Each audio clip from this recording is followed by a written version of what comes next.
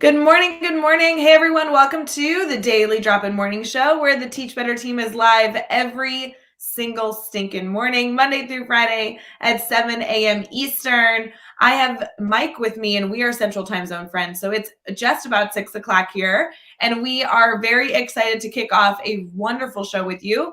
We have our weekly theme that we'll be diving into, which has to do with celebrations. We have a good news article for you. We have some holidays today from all different types of places, not only those celebrated in the US, but those celebrated globally. So make sure you stick with us. We will also, as you always know, be taking your questions live in the comments. If you are live with us, please feel free to throw in your good morning messages, get us started. And of course, if you're not live with us and you're listening to this after the fact, feel free to take a screenshot and share with us that you are listening. We'll be right back to get started.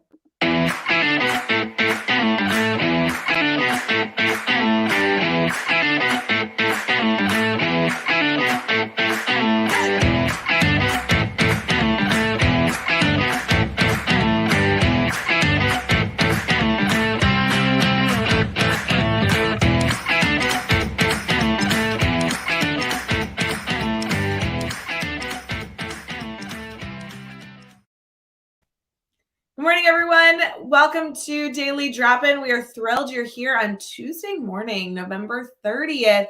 Mike, how are you? I'm doing okay. Sadly, this is around the time I'm usually up and moving, so I'm already in it.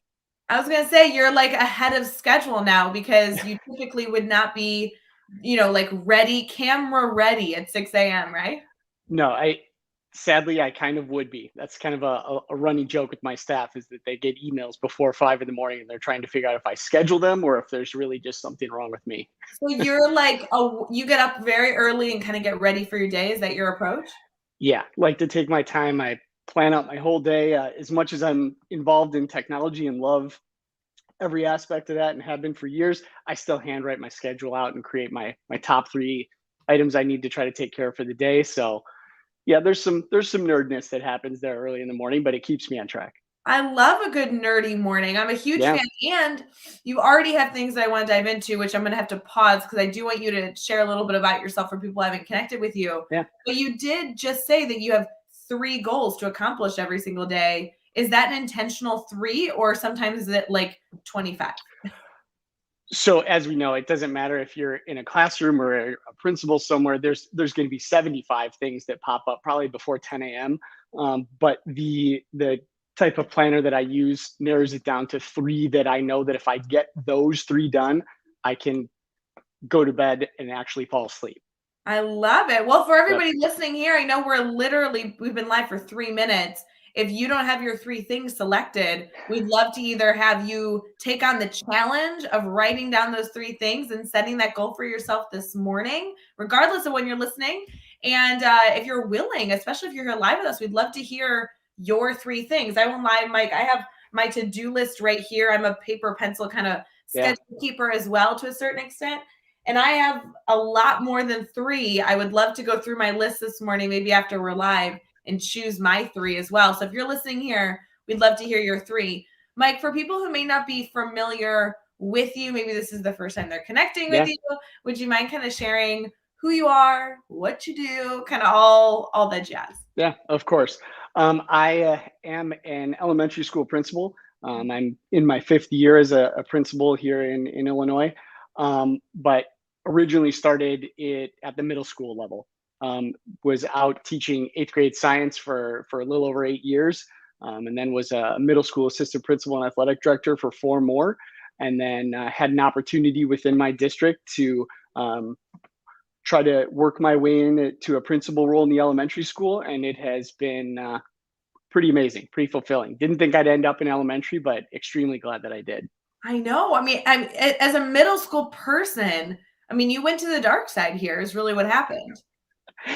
And it's funny because now that my own child, my oldest, is in middle school, you realize, yeah, you're okay staying at elementary for a little bit. That's just a whole mesh of emotions and hormones that I do miss from time to time, obviously, but it's okay to have someone walk up at school and give you a hug instead of rolling their eyes. No, totally. I mean, it's a completely different feeling, that age group. I Yeah. love it. I know it's always fun to be able to go into an elementary school and hang out with that crew as well. Those are special kind of teachers too. Most of them are extremely, I mean, I'm stereotyping, but extremely creative and passionate and just wonderful, wonderful staff there. Yeah, and as much as they kind of give me a hard time for being up and moving first thing in the morning, I don't know if any of them sleep, and most of them are there on Saturdays or Sundays, regardless of what I remind them and tell them, hey, please disconnect. There's just no stopping their passion and drive. It's pretty cool to be a part of. Oh, it's so fun. You know, Jeff and I yesterday were live. We're typically live for Daily Drop In on Mondays together. And we were talking about we were with your school district on Monday. You are here in Yeah, Illinois. You work in yeah, Plano, and you're really close to me, like proximity wise. We could have like done this together at a coffee shop or something because we're within a good radius of each other. But do what's your thoughts on Monday when we all came together? The Teach Better team was there. I mean, it was kind of fun to be able to see you in person. it was great. It was great, and I think one of the best parts about that day is that it pushed my staff to ask tough questions. They're so aware of everyone else's feelings and how personal they can be and how personal learning is and how you're attached to your own lessons, that I think sometimes they're a little apprehensive when it comes to questioning how things have been done. But that's kind of been one of my goals since walking to that building, is to get them way outside of that comfort zone. And they were asking some tough questions and challenging some things that have been going on forever, and it was awesome. And I really see that that's only going to lead to good things for kids. No, it's all good, Mike. And that's the kind of the cool part. And I'm going to ask you a more specific question here in a second. But for me, anytime we're able to ask hard questions, it doesn't mean that change happens instantaneously. It doesn't Right. even mean that change is necessary, depending on the types of questions you're asking. But the opportunity to kind of open that discussion and just simply say, hey, let's just question the world around us. That doesn't mean that there needs to be a massive to-do list that comes out of that, really just allows us the space to be reflective. And I was actually with the middle school the whole day, so I didn't get to work with your staff at all. But were they in working on a specific topic? Were they kind of moving throughout a few different ideas? How did that go for them? Yeah, they were. Most of the staff that I spent part of the day with was looking at the the way we teach reading, the way we teach ELA, how we're assessing all of that. Because as everyone knows, it was kind of a crisis. Let's take 72 hours and figure out how to completely do things differently last year. And my staff was just, I'm so humbled by what they did in such a short period of time to really change what they've done. And I think now they're having a hard time seeing how you go back to normal, quote unquote normal. And really this year it's been almost kind of group and independent counseling sessions on my part to really let them know that it's okay to not go back to that.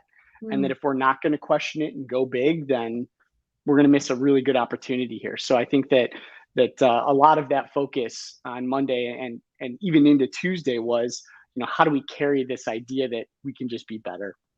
Well, and Mike, I know we haven't gotten to work together too frequently. We've been fostering this friendship for a few years, but I do have to say something I have always heard from you over and over and over is your encouragement to be reflective, not take on too much, give yourself permission to take little small bites and then allow yourself to just do everything you can that's best for kids and truly give what you have, and then just be at peace and can just continue to be a learner for the rest of the journey. And I really value leadership, although you guys are in a incredible space right now. Being a school leader is so challenging right now. Your ability to really get to know your staff well as people is just something I continue to see you do extremely well. So I'm thrilled that you're here on Daily Drop In. It's cool to be able to talk shop with you.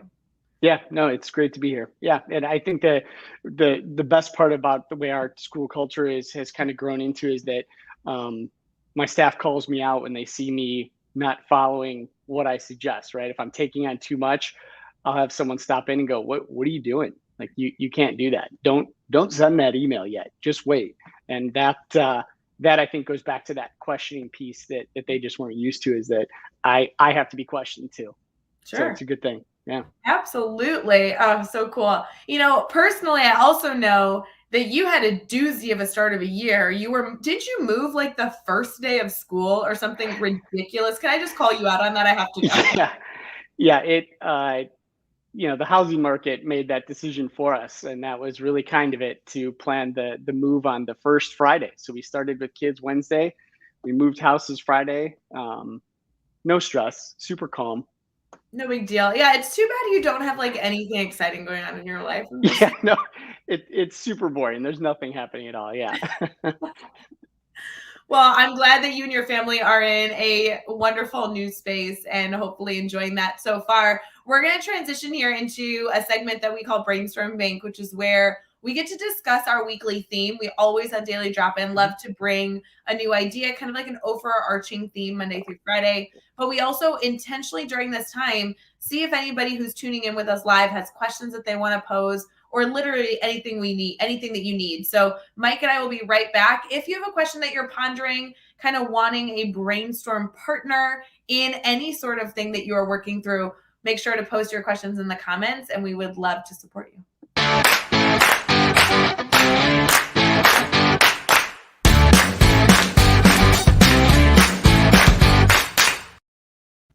Morning, everyone. You know how this works. It is the Brainstorm Bank time, and this is our intentional moment where we just get to sit back and pause and say, hey, friends, do you need anything? We know this year has been a doozy, so whether you are thinking through instructional practices or assessment design or classroom management or a behavior that you're striving to overcome, what are the small little things that you're looking at right now and thinking, hey, I really would love to have a brainstorm partner in this topic. Mike and I in no way promise to have the right answer for you, but we'd love to be here to brainstorm. So if you have anything that you are currently thinking through, whether it's a meeting you're feeling a little anxious about later today with a parent or working through how you might end the year strong, we are here to be a part of that with you. Mike, our overarching theme this week has to do with celebration. We want to make sure that the end of our year, not the school year, but the end of our calendar year, which is about a month away, is something that we really get to enjoy with our students. How do you sum up essentially the toughest semester we may have ever experienced as educators? And how do we ensure that we're setting them up for success as 2022 comes in? I know you have a lot of ideas for this. So tell me a little bit about your mindset on celebration. So I'll be the first to tell you, and I think my staff will be glad if they hear this. They'll be glad that I said out loud is that outside of that comfort zone, celebrating like that is absolutely one of my biggest weaknesses. Even though I'm at elementary, I still have that I'm too cool for school, middle school mindset that was sort of ingrained in me at times. But I'm fortunate to have a group of educators around me that have really helped push me out of that. So for our students in particular, we have an amazing music teacher and kind of group of specialist teachers that really take on what that last celebration before winter break looks like. And we've had to make some pretty big adaptations, obviously, the last few years for that. But it becomes essentially like a live Zoom party. Classrooms are dancing in there. They have sing-alongs together. They read holiday books together.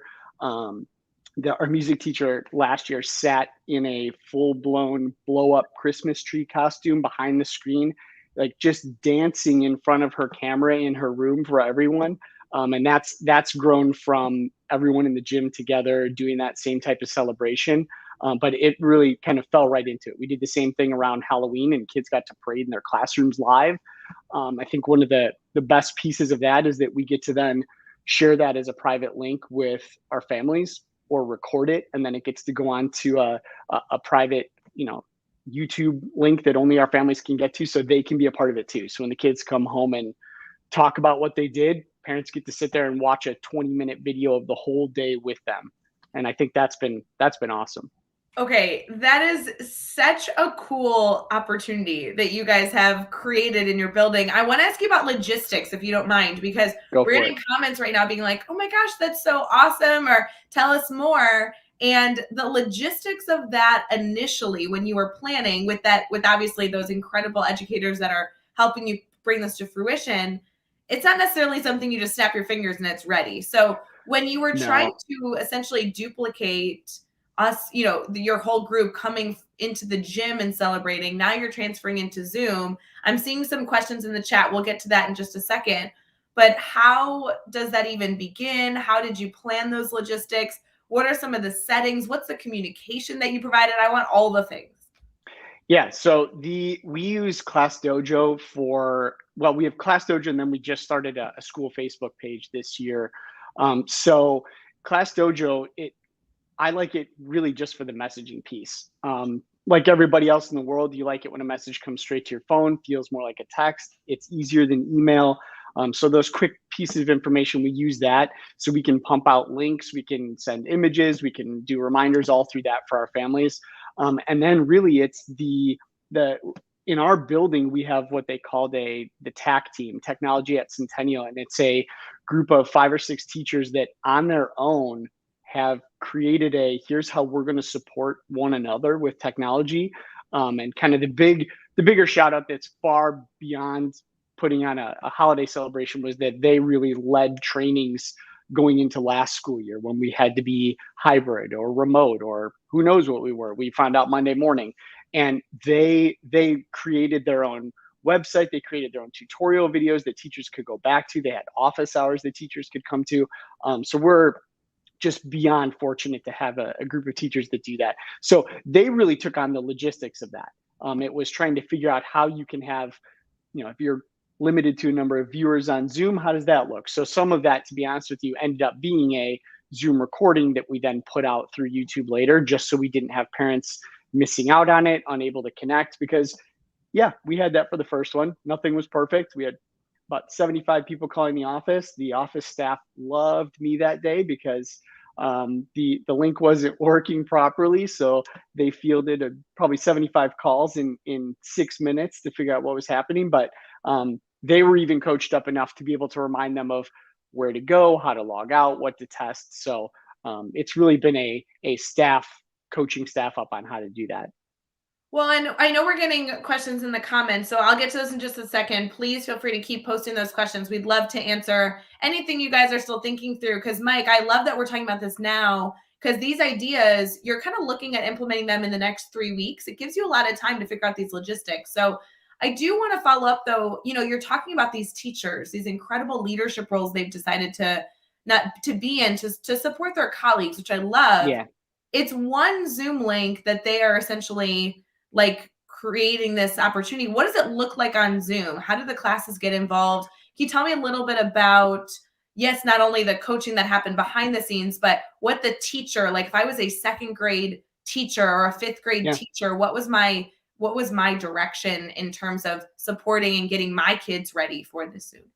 Yeah, absolutely. So that 2nd grade teacher would essentially get the Zoom link from the music teacher in this case, and they're running it usually on their own laptop, and they set it up in the front of the room just on a desk and face the camera to the whole group so that at any time during that Zoom, the music teacher can kind of spotlight a classroom dancing, kind of show that and be able to pull them up to have that person join in. And the kids love that. You get this, who doesn't love to pretend that they're on TV for a few moments, except teachers that have to learn how to do it in 24 hours.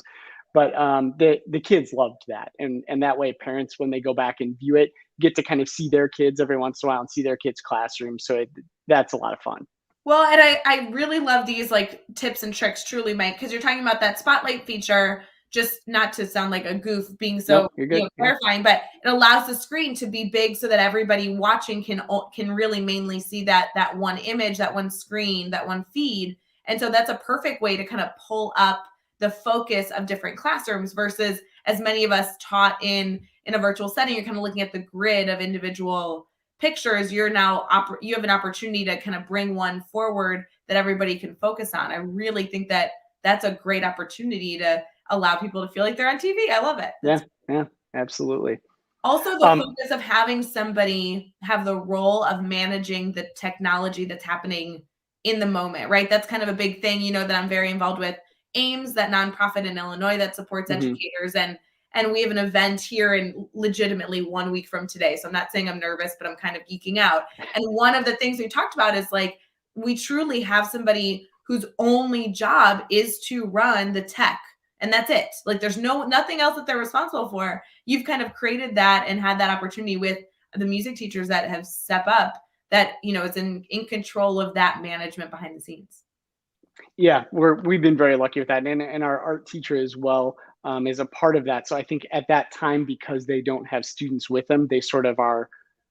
Someone needs a certain chord. There's a lot of running and behind the scenes there, but the staff has really learned so much in the last 2 years that they are able to take care of quite a bit of those tech things. Even just the second grade teacher example that you use, if their camera's not working, probably 90% of the time they've found a way to troubleshoot that on their own, which is just it's incredible to see that growth in such a short time. For people that doubted and were worried that that was going to be the thing that held them back, it's not even close to being on their list of top 50 things to worry about. Well, and I really like that you kind of have created, as a group, you've created kind of like a production team for this, right? You have the coaching that you're providing to the individual classroom teachers, which is outstanding support. You have your, you know, your office staff that's getting this type of support so that they can troubleshoot and answer questions over the phone, which is outstanding support. You have your technology team that is essentially committed to not only providing support but triaging in the moment, and then you have somebody on the back end who's running all the tech live. You really have a wonderful system that works throughout this day, and everybody in the forefront gets to just celebrate the wonderful opportunity to be together. Yeah, and I need to make sure I say it again. I did not create that. That is a team of teachers that totally on their own stepped up and have just done amazing things. I'm just there to make sure that nothing gets in the way of their progress and their growth.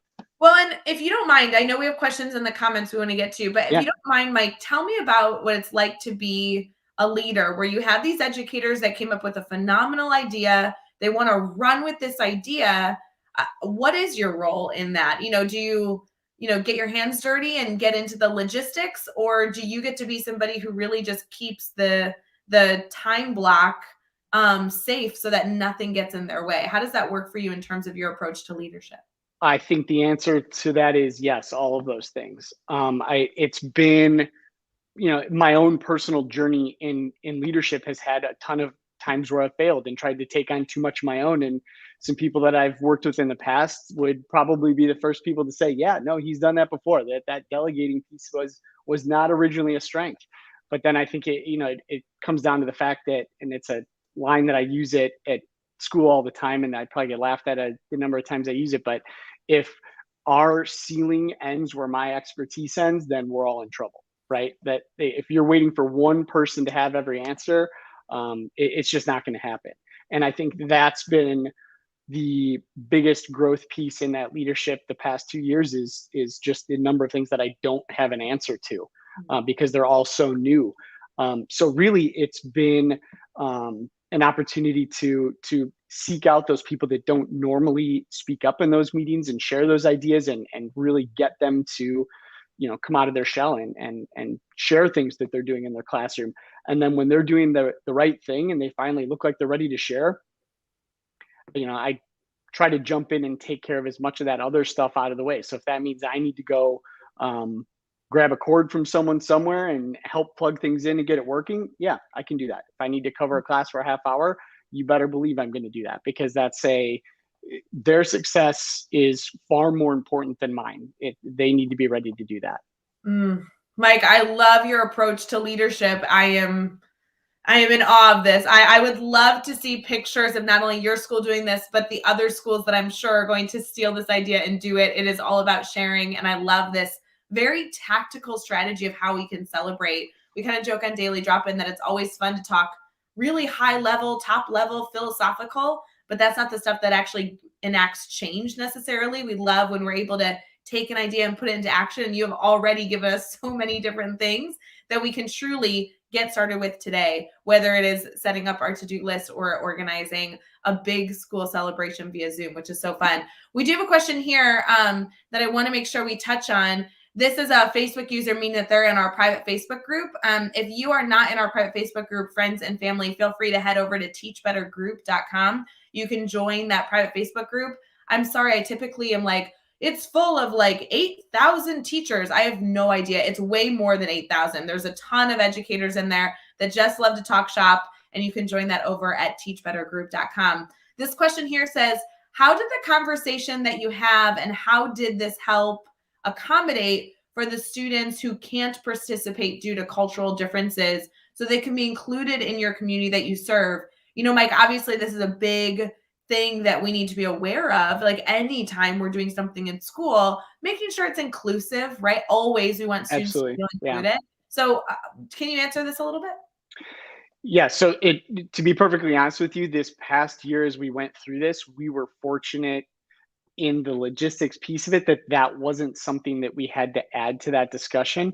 But we always send out some sort of notice and communication before any of these celebrations to say, hey, here's what we're going to do. Here's what it's going to look like. Please let us know if you do or do not want your child participating in it. And then it's never a punishment piece. They're never, who they are is not something we're going to punish them for. So really it's finding a different way to get a group activity together. They may do more of a fun social gathering with our social worker or someone else and play games there to still have that community and that game time celebration feel. We're always trying to find unique ways to do that, but the truth of it is we didn't have students that fell into that category that we had to organize that for. Well, and I appreciate, hearing that wasn't a hurdle that you all had to overcome last year, but your suggestion is something, first off, I'm so impressed. I mean, you're looking at, okay, have a student who isn't able to participate in something in a hypothetical situation. A go-to is to form their own little party, their own little community, essentially, to play games or talk shop or, do something in a collaborative setting with a staff member who has the opportunity to step away from those responsibilities and instead spend time with that core group. That is still a memorable experience, a moment for celebration. I mean, whether they're celebrating a holiday or whatever we're discussing, that opportunity to be in community and celebrate being in community is a wonderful opportunity to embrace when we have students that aren't able to participate in the same types of activities. Yeah, and it goes back to the staff in my building that if something like that pops up, even if the social worker isn't ready for that, I've seen members of my office staff team jump in and try to help support kids that way too. So it's a pretty cool place to be. Isn't that the best part of working with a great staff? Like, regardless of what's going on, everyone's just constantly trying to problem solve and step in where they can. I mean, that's a great culture that you have there in that building, that regardless of who you are, your title, or anything else that you might have on your plate, you're constantly brainstorming, is there a way it can be helpful in this situation? And I think that's so admirable about the team that you've built over there. That's so cool. Yeah, we're very fortunate, that's for sure. The other element of celebration, if you don't mind me asking, not only has to do with how we celebrate our students, but also how we celebrate our staff. And Mike, I know you've been a leader for quite some time. You've worked in education for quite some time. I always find, to be honest, some teacher celebrations to be a little goofy, right? Like there's some great ways to celebrate teachers, and there's some ways where we just shake our heads and we're like, oh goodness, our leadership teams, what are they thinking? Has there ever been a way that you have celebrated your staff or been celebrated just as an educator at the end of the year that you appreciated? We actually had a pretty goofy outside of the box one last year that ended up being a heck of a lot of fun. We had some conversations just one-on-one with a few teachers about how everyone was really kind of worn down, really was looking for a way to celebrate all they've done. We talked about all the different roles people had to fill throughout the year. So we ended up doing a mock Oscars day, and everyone got an Academy Award or an Oscar statue. And that's when you figure out how many people you actually have that work in your building when you have to create an award, individualized award for each one of them. And they were laughing because it was a speech for every person had a short speech to kind of introduce it. But I mean, you had custodians getting an Oscar for stepping in to help a student sharpen a pencil or do crazy things that they had never done before. And that was all teacher and staff driven. We had a whole team that kind of came together to do that. That was a lot of fun. There was a red carpet and some balloons as they entered the gym. That was a good time. But the running yearly tradition that we've had since I started at my school that I'm hoping we get back to this year is we do a beanbag cornhole game tournament in our gym. It gets pretty competitive. Like we post a whole bracket on the gym wall. There's about 5 or 6 sets of bags, and there are actually Plano purple wrestling championship belts that are awarded to the winning pair, and it's a bragging right. You'll see them hanging up in teachers' rooms for the full year, and it gets pretty heated. There's some trash talk as you head into it, and that's just a lot of fun, and they just get to come in and laugh and just be themselves. So it's pretty perfect. I'm gonna have to walk around your building and look for those trinkets of award-winning trophies. I love that, the wrestling belts become something they can keep all year, and bragging rights. I mean, that's like the fun stuff. We all love that stuff. It's so goofy. But your idea of this like Oscar award ceremony, how cool is that? I mean, yes, obviously it takes time. That's an immense amount of planning, but you could even go as far as not only having the committee think of awards, but have people submit awards for each other. I mean, if you and I work together, I could say, oh, I want Mike to get this award, and you could submit that in a Google form. The committee could review, and then maybe they would ask me to kind of like put together that award for you. I could present it. There's so many different ways to do this that isn't one person taking on this big undertaking, but really is like a staff collaboration of some goofy awards you could pass out. I really love that idea. And I love that idea because, to be honest with you, when it got down to it, people had taken on so many different roles throughout the year that some of them started to feel repetitive. Like, how do you rename that this person subbed for a coworker? But it was, and not downplaying that. I'm just saying, like, there's no way to reinvent that category, even though it was done 600 times. But no, the idea of letting staff kind of nominate each other would be awesome. Well, because I have to tell you, Mike, like working with the middle school team, even I worked with last year, them specifically, I could think of an award for all of them, but some of them could be funny inside jokes or stories that just never made it outside our little group. And I could absolutely think of submitting an award for like Nikki Piercy. She was the incredible reading teacher that I was able to work with on my team, and our doors were across from each other. And it would be so funny if she didn't know and I walked up to the podium and I'm like, I have an award for Nikki Piercy, and told a funny story or an opportunity that I saw her do something that maybe others didn't see. And that, it's so fun to be able to celebrate people that way. Yeah, absolutely. And colleagues. Yeah. And I think the big thing there was trying to keep it short and sweet. I have a kind of a reputation of being a little too wordy. That thankfully I have a group of teachers that are really good at reminding me that sometimes, so that I avoid things. But it was trying to keep it short and to the point. And I think that was the number one feedback I got at the end of the day was, I'm so proud of you for only saying 2 sentences per person. That was amazing. All right, wait, for all of you live with us right now, we want you to put your cursor over the comments or tap on your screen if you're watching on your phone. Get this ready. We want to hear, what's the goofy characteristic that you get made fun of from your colleagues? Like, are you a talker? Are you somebody who has like the really funny unorganized desk that everyone's like, how do you function? Because there's everything you own on top of your desk. Tell us, what is the funny characteristic? We would love to kind of laugh at those this morning. Something goofy, nothing serious, something goofy that somebody would say, oh, well, if you worked with Ray, let me tell you, this would be the characteristic. In the same vein, Mike, while they're posting those comments, tell me a little bit about how you do make this work time-wise, because I love these ideas you've shared. I mean, whether it be the Zoom celebration, the Oscar nominations, these are all just so fun. Even the bags tournament, like, holy cow, these are such great, memorable ways to celebrate ending the year. But how do you find time for them? So do you guys have a system for that? Is there a blocked off time? Tell me a little bit about that.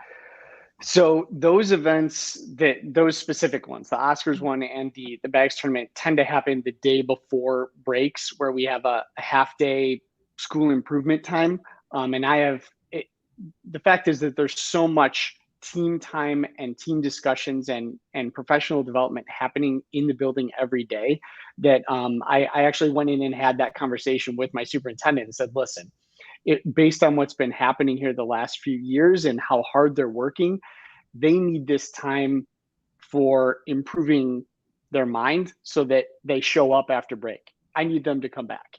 So we just need to remember why we're here and get to that piece. So yeah, I had to go the route of finding a way to create a proposal to ask district administration if we could have a bags tournament, because I didn't want to be the one school that was playing games and everyone else was sitting and listening to a presentation for 2 hours. Well, and I'm thrilled that you went through appropriate channels. That makes sense to me. But I have to tell you, I get to interview people all the time. Oh, obviously the Teach Better team, we work with districts all across the U.S. all the time. Mm-hmm. I don't think I've ever had a leader tell me that they took a period of time, even if we're talking about an hour, that they took an hour or 2 hours, a half of a professional development day to goof off with a bags tournament or an award ceremony. And I feel like I've been a part of some great professional development days, some really innovative practices. I am such a fan as a teacher walking into 100 different professional development days.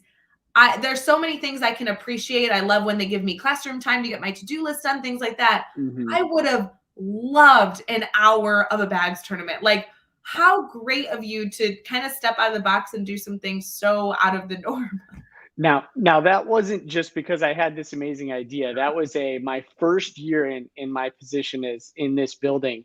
I had this idea that I needed to have amazing professional development discussions, and we needed to be as a team plowing and looking at everything and dissecting what the first half of the year looked like. And it was the most brutal 3-hour afternoon that I have ever been a part of. And I was the one that organized it. So again, there's the best part about having that atmosphere where you can question and bring up ideas and say, hey, this might not have worked. I am fortunate to have a staff that has a very good memory, and they don't forget how long and miserable those 3 hours were that first year. So they're good at reminding me that there's a point where they've worked so hard during the year that it's okay to take a deep breath, that it's really forcing me to actually do what I suggest to them. You have given so many tidbits and ideas. I think everybody's going to want to come visit your school just to hang out and see those purple wrestling belts and everything in between. We do have some funny things, funny characteristics that colleagues would say about each other. So you said your crew would say, oh my gosh, Mike, I'm so proud of you. You didn't talk on and on and on and on. We have a comment here saying that they turn everything into a song. I think that would be a really funny characteristic to have. I don't think that's a bad thing. I think that would be a thing that if I did that, my staff would walk out at me. Absolutely. We have some here. Hot tea 24/7, whether it's in the summer or the winter. I would totally make fun of you for that, Justin. No doubt about it. That's awesome. Chelsea Nicolina, who's actually live with us, I think tomorrow on Daily Drop-In. So excited to have Chelsea with us, says, I have everything color-coded and organized. I need a clean workspace. Mike, I'll tell you, I love these people. I'm not one of these people. I wish someone would say, oh, Ray, she's so color-coded and organized. No, the best thing that came out of the pandemic, the whole issue for me was having to give up my office so that someone could Zoom out of it. And I lived on a cart. Oh, it was amazing. I'm down to just a cart worth of stuff now.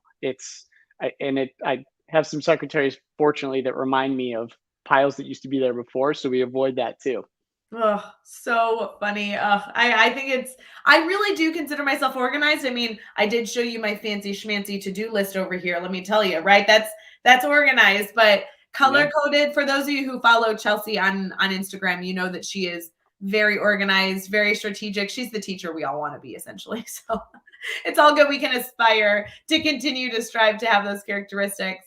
You know, Mike, we have shared a ton of stuff today. I'm so glad that you took on the challenge of coming live with me. We do have a good news article and some holidays that we're going to celebrate. So do you mind if we transition into just the continuation of more celebrations? Yeah, sounds great. All right. Perfect. We'll be right back.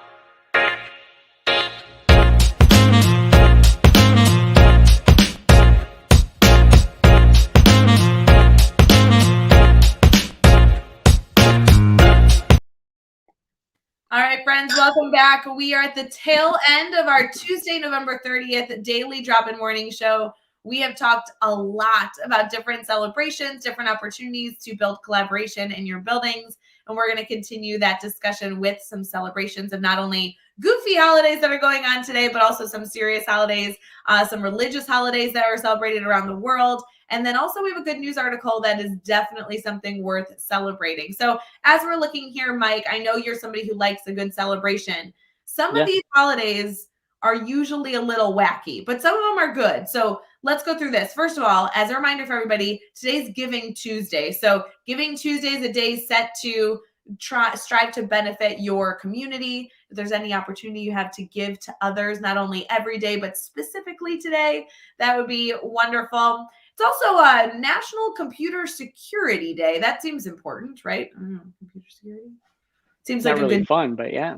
Not really a fun one. Yeah, I agree. It's also a wonderful holiday. I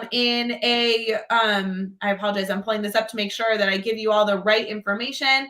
This is a Sikh holiday that is celebrated today. It's always celebrated on November 30th. It's one of the most sacred festivals that's going on today.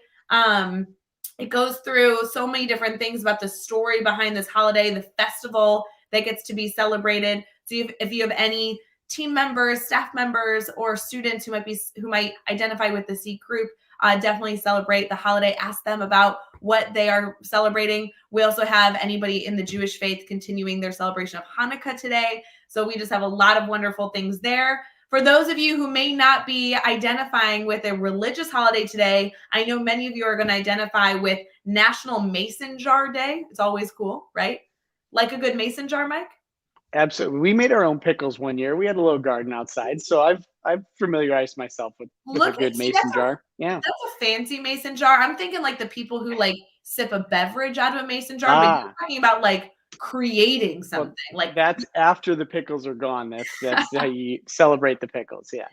Maybe more importantly, it's also National Chocolate Mousse Day. Okay. Which, I mean, if you're going to have a good dessert, I see nothing wrong with celebrating with some chocolate mousse.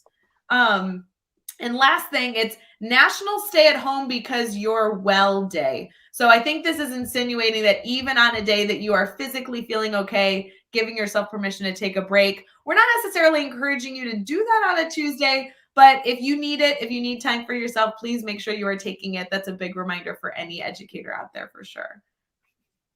In addition to that, we have some good news that we want to make sure we leave you with. As you all know, we always strive to introduce a good news article. And this is something that could be a discussion starter for you and a colleague to foster a relationship or our students. But Mike, this has to do with a member of our community winning an incredible award. So this is a young man who saw a problem and was determined to fix it. And he's been given an international prize of excellence and innovation. Jeremiah, who is a young man, invented a machine.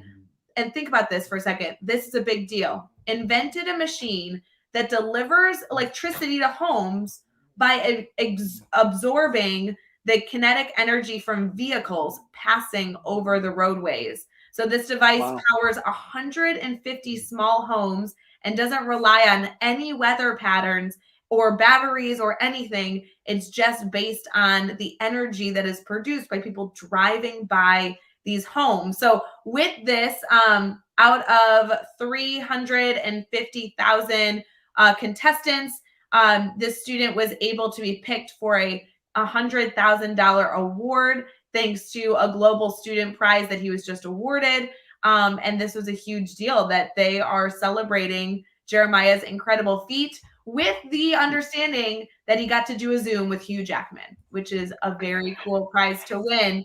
I cannot believe, the students out there that are brainstorming incredible, innovative ideas. I love the idea of bringing this article. There's also a video attached if you want to share that with your students. If you're listening with us currently this morning, you're able to bring this video and say, this is a student that saw a problem and just brainstormed a possible solution. What a cool idea. Yeah, that's pretty amazing. I think it's also in any school too, is being okay with taking the time to go through something like that and let the kids create, and not being afraid to step away from whatever the standard or pacing guide is for a while to allow that to happen is huge. That's an amazing feat. Absolutely. And could you imagine if that innovative idea won you, $100,000 and a meeting with Hugh Jackman? I would take it. I'm just saying. I would not only appreciate the money to hopefully go and continue my research in this very innovative idea, but I would totally, meet Hugh Jackman. I think that'd be cool.